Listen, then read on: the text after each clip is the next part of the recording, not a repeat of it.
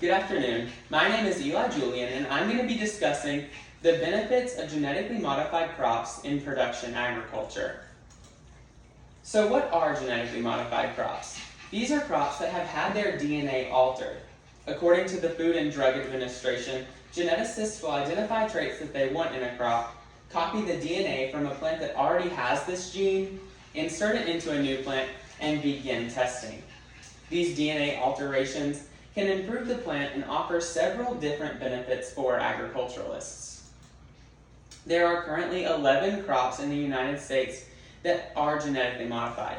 These include alfalfa, apples, canola, corn, cotton, papayas, pink pineapples, potatoes, soybeans, summer squash, and sugar beets. These are revolutionary crops that have been very beneficial in the agricultural industry, offering several benefits from marketing to an increase in yields. There are 3 different traits that are desired for these genetically modified organisms. The first of these traits is resistance to insect damage. This allows plants to withstand pests and continue to grow. The second trait is a tolerance for herbicides. This will allow a farmer to spray their entire field with herbicides, killing the weeds but leaving their crops standing.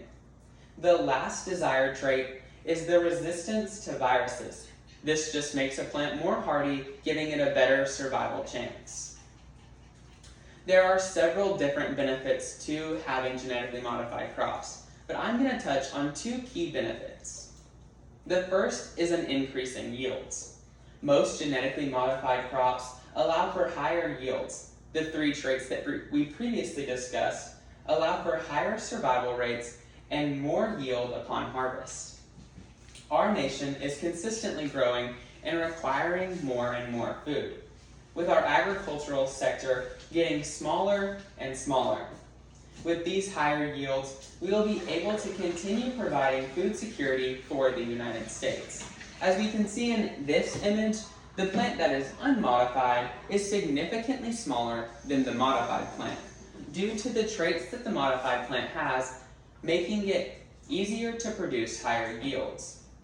We can also see in an article by the Genetic Literacy Project that the analysis of over 6,000 peer-reviewed studies covering 21 years of data, that GMO corn has an increase in yields of up to 25% when compared to normal corn.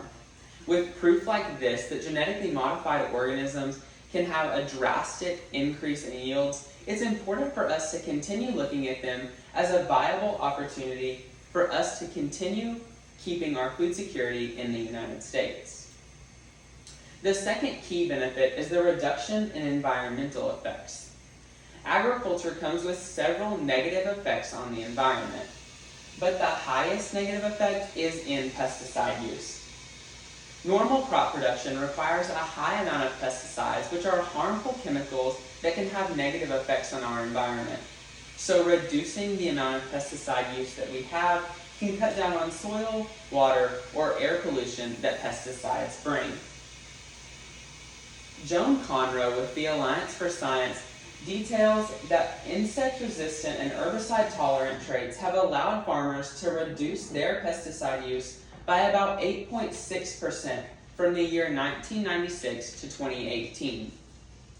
This is so important because we are striving to reduce the negative effects that human activity is having on the earth. So any chance to make this reduction like we could with reduction of pesticides using GMOs is so important.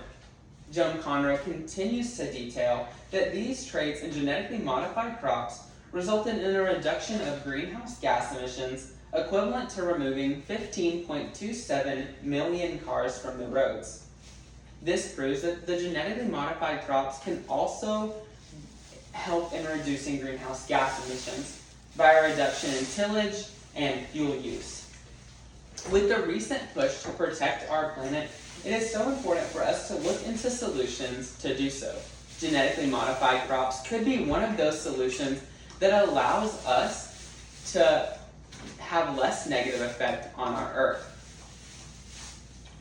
There are several common misconceptions and concerns in genetically modified crops. The first of these are that they are toxic or cancer-causing. Many people think genetically modified crops are toxic to consume and could cause cancer. The truth is, the largest concern for medical professionals is the transfer of allergenicity. The World Health Organization states that an ongoing debate that there is a chance that there could be a transfer of common allergies into non-allergenic foods through genetic modification. While there is no hard evidence of this, and definitely no hard evidence that these crops could be toxic for human consumption, there are still people who are concerned about it. These concerns mainly come from the misconception that these crops are not well regulated. Many people believe that there are not enough regulations or testing when it comes to genetic modification.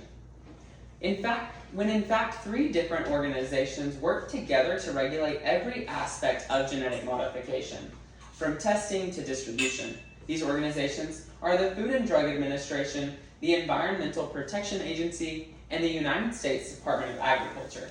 These 3 organizations work closely together to ensure protection for humans, the environment, and every aspect of the agricultural industry. In conclusion, genetically modified crops are very beneficial. They provide greater yields and a reduction in environmental effects. Many people believe genetically modified crops are dangerous, toxic, or cancer-causing due to the belief that these products are not well regulated. However, both of these statements are false. 3 organizations work together to test and regulate these products and have deemed them just as safe as normal products. Thank you.